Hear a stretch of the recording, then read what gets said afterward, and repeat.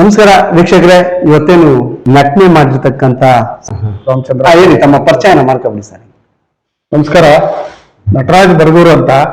ನಾನು ಈ ಚಲನಚಿತ್ರದಲ್ಲಿ ಒಂದು ಚಿಕ್ಕ ಪಾತ್ರ ಮಾಡಿದ್ದೀನಿ, ಮುಖ್ಯಮಂತ್ರಿ ಪಾತ್ರ.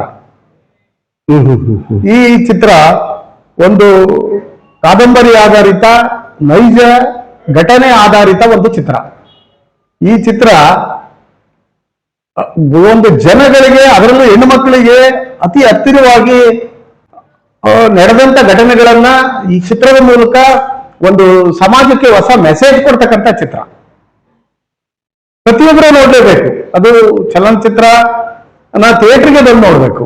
ಯಾಕೆ ಅಂದ್ರೆ ಇದರಲ್ಲಿ ಒಂದು ನಿಮಗೆ ಸಂದೇಶ ಇದೆ, ಸಮಾಜಕ್ಕೆ ಒಂದು ಹೊಸ ಸಂದೇಶ ಇದೆ. ಅದು ಕಾದಂಬರಿ ಆಧಾರಿತವಾಗಿರೋದ್ರಿಂದ ಪಾಂಡೆ ಅವರು ಈಗಾಗಲೇ 22 ಕಾದಂಬರಿಗಳನ್ನು ಬರೆದಿದ್ದಾರೆ.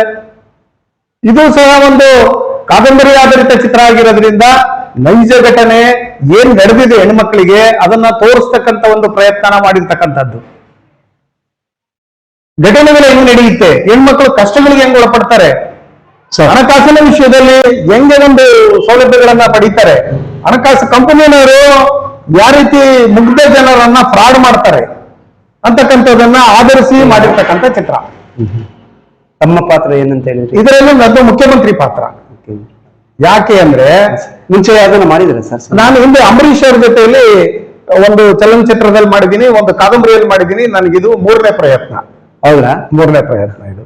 ಮುಂಚೆ ಅಂಬರೀಷ್ ಜೊತೆ ಹಿರಿಯ ನಟರು ಬಹಳ ಒಡನಾಡಿಗಳು ನನಗೆ.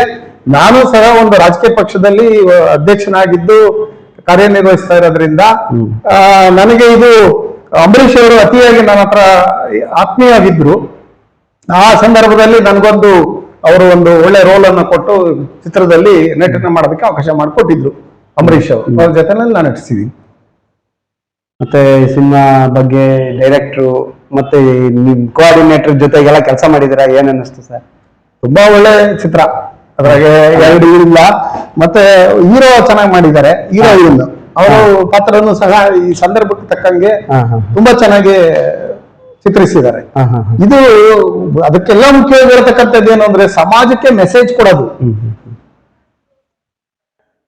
ಏನು ಸಂದೇಶ ಕೊಡ್ಬೇಕು ಅನ್ನೋದನ್ನ ಆಧರಿಸಿರೋದ್ರಿಂದ ಇದು ಬಹಳ ಸೊಗಸಾಗಿ ಬಂದಿದೆ ಚಿತ್ರ. ನೆಕ್ಸ್ಟ್ ಏನ್ ಹೇಳಕ್ ಇಷ್ಟಪಡ್ತೀರಾ ಈ ಸಿನಿಮಾ ಮತ್ತೆ ನಮ್ಮ ನಿರ್ದೇಶಕರಾಗ್ಬೋದು, ಪ್ರೊಡ್ಯೂಸರ್ ಆಗ್ಬೋದು, ಸಹ ಕಲಾವಿದರು ತಮ್ಮ ಜೊತೆ ಮಾಡಿರ್ತಕ್ಕಂಥವ್ರಿಗೆ ಏನ್ ಹೇಳ್ತೀರಾ? ಈಗ ನೆಕ್ಸ್ಟ್ ನಮ್ಮ ಚಾನೆಲ್ ಮುಖಾಂತರ ಸಂದೇಶನ ಯಾವ ರೀತಿ ಏನ್ ಹೇಳ್ತೀರಾ ಸರ್ ನೀವು? ನಾನು ಕೈ ಮುಗಿದು ಕರ್ನಾಟಕದ ಜನ, ಎಲ್ಲ ಜಿಲ್ಲೆಯ ಹೆಣ್ಣು ಮಕ್ಕಳಿಗೆ, ಅದರಲ್ಲೂ ತಾಯಂದಿರಿಗೆ ಚಿತ್ರ ಮಂದಿರಕ್ಕೆ ಬಂದು ಚಿತ್ರ ನೋಡಿ ಅಂತ ಹೇಳೋದಕ್ಕೆ ಇಷ್ಟಪಡ್ತೀನಿ.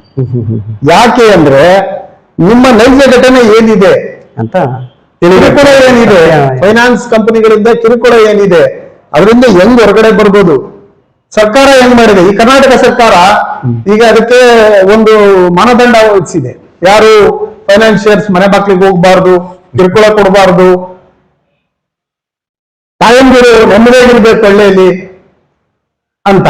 ಆಮೇಲೆ ನಮ್ಮ ಬರಹಗಾರರು, ನಿರ್ದೇಶಕರಾದಂತ ಪಾಣಿಯರು ಹೇಳಿ ಈ ಚಿತ್ರ ಹೆಣ್ಮಕ್ಳು ನಮಗೆ ಫೋನ್ ಮಾಡ್ತಾ ಇದಾರೆ, ಹೇಳ್ತಾ ಇದಾರೆ ಅಂತ ಹೇಳಿದ್ರು ಈ ಮುಂಚೆಗೆ. ಯಾಕೆ ಹೇಳ್ತಾರೆ? ನಮ್ಮೊಂದು ಚಿತ್ರ ನೋವನ್ನ ಏನ್ ಮಾಡ್ತಾ ಇದಾರೆ, ಕರ್ನಾಟಕ ಸರ್ಕಾರ ರಿಲೀಫ್ ಕೊಟ್ಟಿದೆ ಕಂಪನಿಗಳಿಗೆ, ಇವರಿಗೆ ಎಲ್ಲ.